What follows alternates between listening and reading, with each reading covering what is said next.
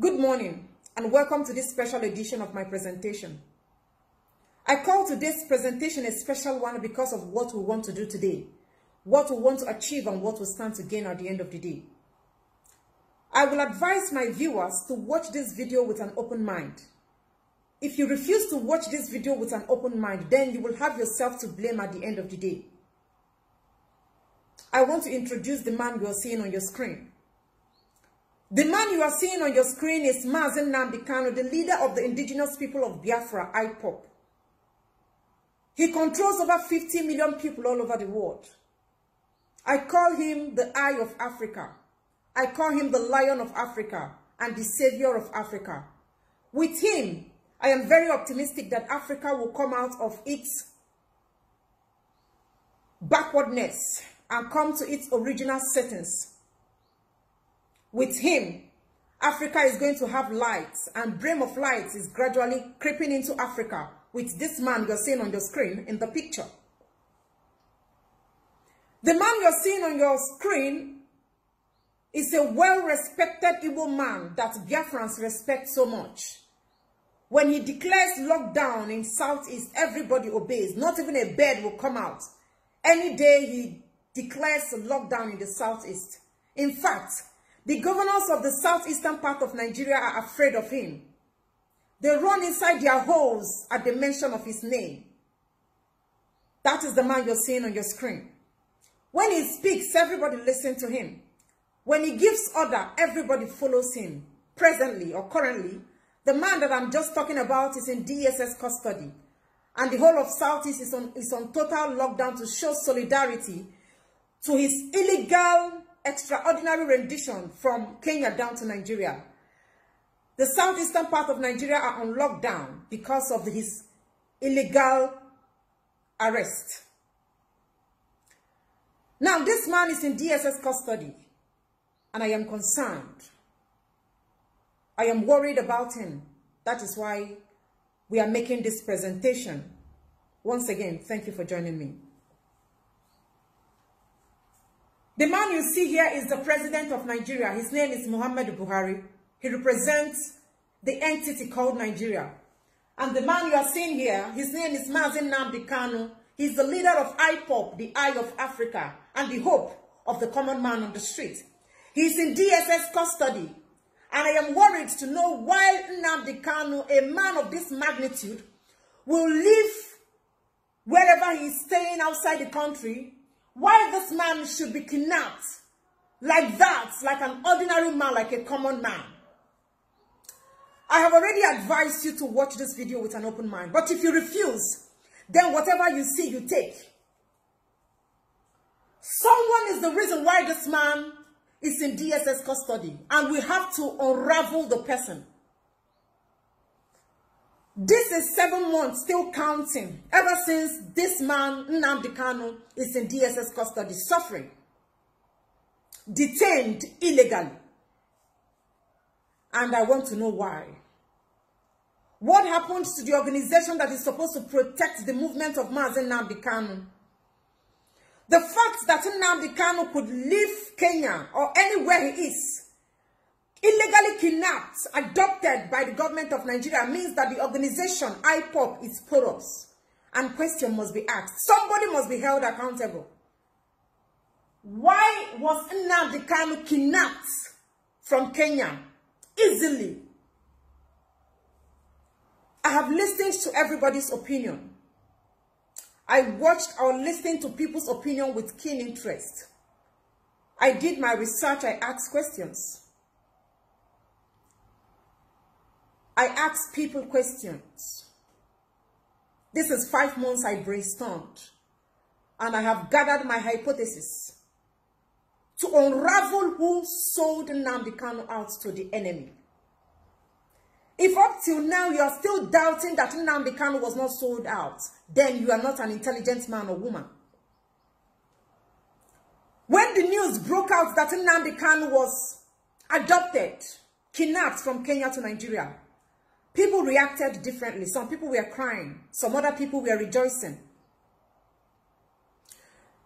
Now, there are some concerned Nigerians that faulted the government of Nigeria, why they did what we call misplacement of priority. This concerns Nigerians are human rights activists. They are not Igbo men or women. They are not even Biafrans. They are just concerned people.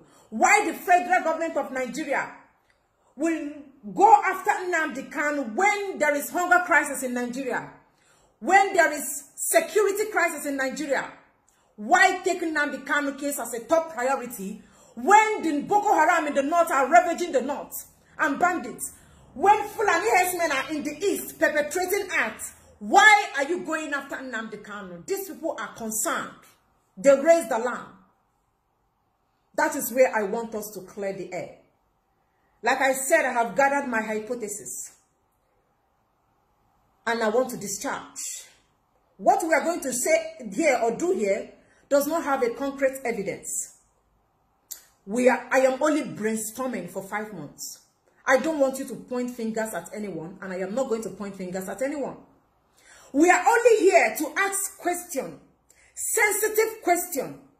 And I also want you to ask questions, not to apportion blame to anyone or point fingers. These people said that the federal government of Nigeria adopted Nnamdi Kanu. And this is a make-believe picture. That is what I call it. People are queuing into that story and believing that the government of Nigeria adopted him. The government of Nigeria does not have hand in Nnamdi Kanu's illegal adoption.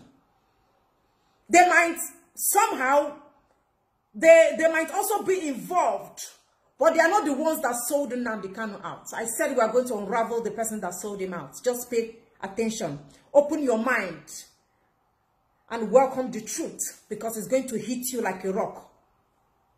When you say that these people kidnapped Nnamdi Kanu, you are giving the government of Nigeria credit and they don't deserve it. The government of Nigeria, as far as I'm concerned, does not have what it takes to go after Nnamdi Kanu. They don't have the human resources. They don't have the facilities. They don't have the manpower to adopt Nnamdi Kanu. When you say that the government of Nigeria went after Nnamdi Kanu, you are saying that they have what it takes. They don't deserve it. Don't give them such honor. Don't give them such credit. They don't have what it takes to go after Nnamdi Kanu. You are trying to say that they did underground search. They did underground work to find Nnamdi Kanu's location. No. Do you know why I said that? Before Nnamdi Kanu's adoption, I don't think Nnamdi Kanu was wearing body tracker. Nnamdi Kanu was not having any chip inside his body. Nothing to dictate his location. So how is it possible that the government of Nigeria located Nnamdi Kanu's location and adopted him? Not possible. Now, this is where I want us to solve a puzzle. This is, at this juncture, I want us to do arithmetic, mathematics, using our brains. I said Nnamdi Kanu was sold. If you still insist that the government of Nigeria did it, I understand your claim. Before Nnamdi Kanu's illegal adoption, there is this video that was circulating online. I think some Arewa boys or Hausa boys, they placed a bounty on Nnamdi Kanu, that anybody that finds Nnamdi Kanu will get 100 million naira. I can understand that is why some people are still believing that the government of Nigeria adopted him. No. That is just what they used to distract you a little. They don't have a hand in it. They don't have the capacity. They don't deserve such. They don't have tracker. Nothing is working in that country. They can't do it. Someone sold this man out and we want to know who the person is. Who did this? Who sold Nnamdi Kanu out? If the government of Nigeria went on their own to do the research to get Nnamdi Kanu out, do you think that if they find Nnamdi Kanu, they are going to spare him? Do you think that if the government of Nigeria manages to trace Nnamdi Kanu's location, that they are going to allow him to breathe the next day? Don't forget that this government does not obey court order. This government does not value human life. This government does not like peace, fairness, and equity. They said that they brought him down to Nigeria to face his charges. Do you believe that? Don't forget that this same government said or claimed that Nnamdi Kanu facilitated the people that destroyed the Lagos state during or after NSAS protest. This same government claimed that Nnamdi Kanu is a terrorist, that IPOP is a terrorist organization. The same government is angry that Nnamdi Kanu is exposing a lot of things in their government. this same government is angry that Nnamdi Kanu is calling for the separation of Nigeria. Now think, I want you to brainstorm. Just do the puzzle, think deeply. How is it possible that this same government will see the man that, according to them, he is the reason why Nigeria is going into serious anarchy? And this government will see Nnamdi Kanu, trace Nnamdi Kanu, track him down to his location, and allow him to see the light of the next day. Do you think that is possible? It is not possible. If they had tracked Nnamdi Kanu down, the story could have changed. The story you are hearing now is not what will be told. You could have woke up and hear that Nnamdi Kanu was found dead. God forbid. That Nnamdi Kanu has been killed by unknown people. God forbid, I don't wish it for Nnamdi Kanu. Don't forget I said we are solving a puzzle and we are gathering hypotheses. We are not blaming anybody. We are only brainstorming. I personally believe that if they had found him, don't forget they called him a terrorist. When you see a terrorist, what will you do? You shoot at sight. If they had seen Nnamdi Kanu, searching Nnamdi Kanu alone, they would not allow him to, personally believe they would not allow him to see the light of the next day. Someone close to Nnamdi Kanu sold him out. A man he eats and drinks with. Somebody that he believes and trusts. The fact that Nnamdi Kanu is the leader of IPOP does not mean that he's not vulnerable to someone. He's a human being. He's prone to make mistakes. He's prone to believe people. There are some people that Nnamdi Kanu believe. Those people knows his artillery. They knows his routes. They knows everything that he does. Those are the people that sold him out. And for what reason? Don't forget we said we are going to unravel the person. I hope you've understood what we try to explain here. That these people does not have what it takes to go after Nnamdi Kanu. Someone sold him out here. And those people are from Igbo extraction. Ndibo. Forget these people. Let us leave them. We know they have their own problem. Let's concentrate on our people. Someone Nnamdi Kanu trusted did this to him. Someone he trusted, he valued the person. He tell the person his whereabouts. The person did this. Someone strike a deal here. Someone gave Nnamdi Kanu out, his location. And this is what played out. Don't forget that we are still brainstorming. He gave Nnamdi Kanu out because of Igbo presidential election. You all will agree with me that Nnamdi Kanu have influence over people. When he sits down in Radio Biafra and starts telling people not to vote in that election, nobody will come out to vote. And Nnamdi Kanu is going to be a distraction in that 2023 election. That is why they had to take him out of the picture. And the person that sold him out instructed them, you must not kill Nnamdi Kanu. If you kill him, I'm going to raise alarm. If you kill him, I am going to tell the world that you killed him. You can torture him. Bring him down to Nigeria to face his charges. Make sure that he's in DSS custody or prison or anywhere for as long as you people want to do what you are doing. But please don't kill him. Spare him. If it was these people that caused Nnamdi Kanu, tell yourself the truth. The story will never be the same. Igbo man or woman, it might be Igbo man or woman, I'm not pointing fingers at anybody. But the person that sold Nnamdi Kanu is either a man or a woman.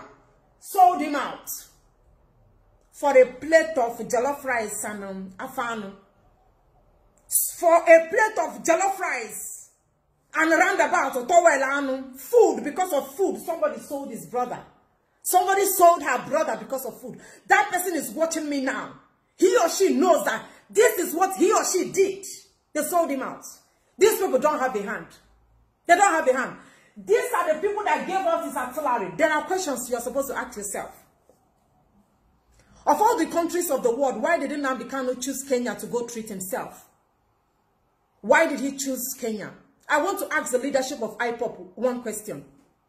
What happened to Nnamdi Kanu's security? I thought that a leader of this magnitude, a man of this magnitude, whenever he's going from one country to another, there is protocol that is supposed to be observed. People are not even supposed to come around him. For him to leave from one country to another, the security in that country is supposed to be on standby. Why was it easy to kidnap Nnamdi Kanu? Somebody must be held accountable. Because you people don't have sense, that is why you don't want to hold anybody accountable. Somebody must be held accountable. Because of your laziness. Because of your laziness, that is why the East is on lockdown. Do you know that business have moved from Onitsha to Asaba? The fact that Igbo man is showing solidarity to Nnamdi Kanu does not mean that they love to shut their business down for a very long time. That is not fair on Ndibo, for people that love to make money. Somebody, because of a plate of rice, greed and selfishness, because of what you stand to gain, you sold your brother out, and your brother is in DSS custody suffering.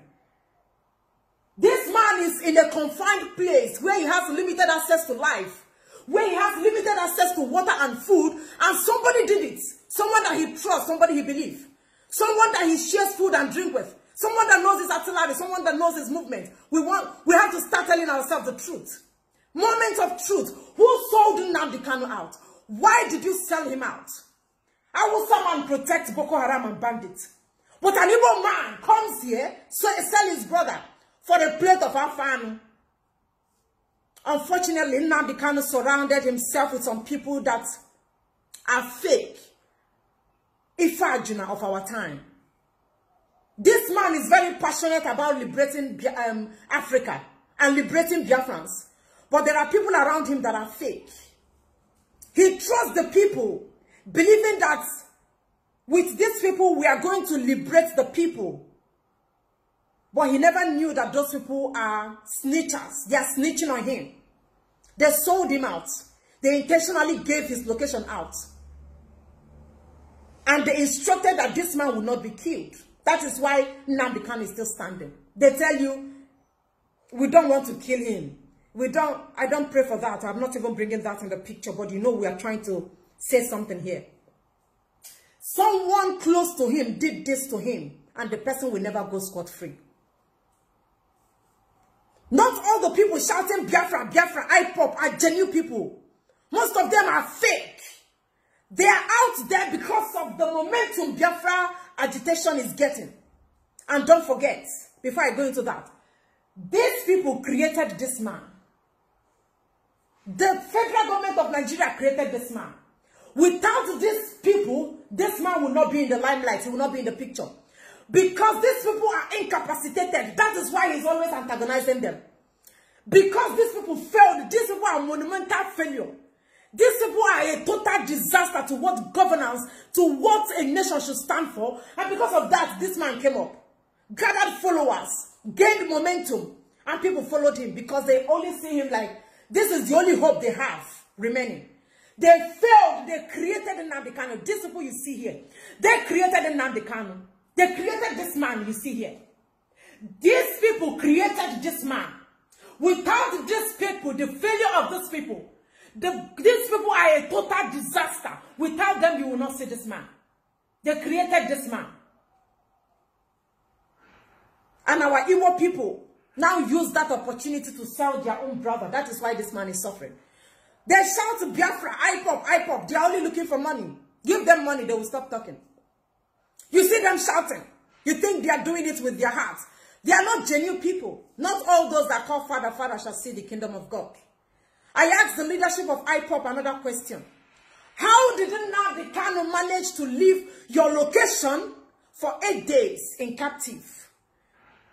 And you did not raise alarm. You did not make a distress call. Do you know because of that common mistake, this man is suffering for what he doesn't know about?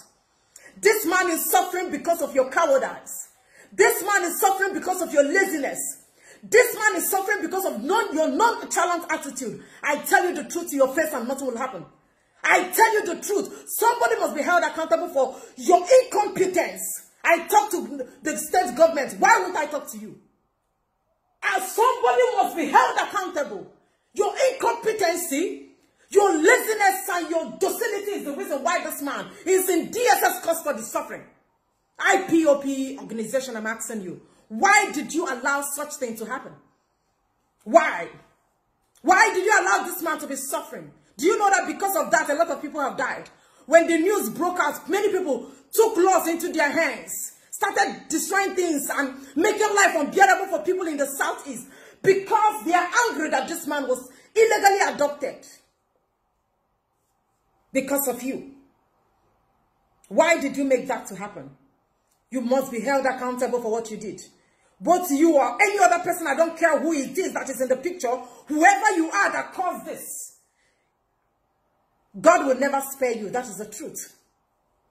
Now, this is me advising you. It has happened to Nnamdi Kanu. It can happen to you tomorrow. Don't trust anybody. Nobody should be trusted. As a boss in your office, the people that are working under you are looking for a way to poison you. Don't call anybody your bestie. Nobody is your bestie. Nobody loves you.